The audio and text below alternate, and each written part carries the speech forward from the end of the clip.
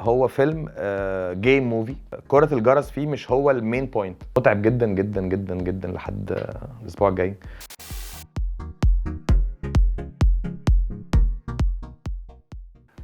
فوي فوي بالاسباني يعني انا قادم.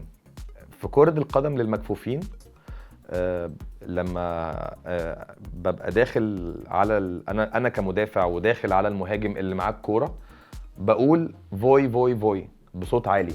هما اولا بيلعبوا عليهم على وشهم كمامات، ودي حاجات انا يعني لما كنت بذاكر عرفتها.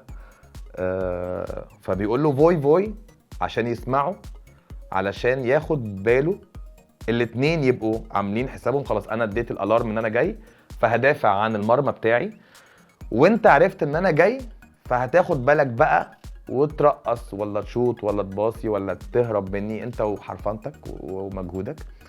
المهم انه في الاخر ما نصطدمش ببعض.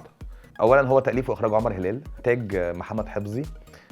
والفيلم باختصار شديد هو بنشوف حسن شاب يعني متخبط في حياته جدا زي ناس كتير قوي قوي، وقرر انه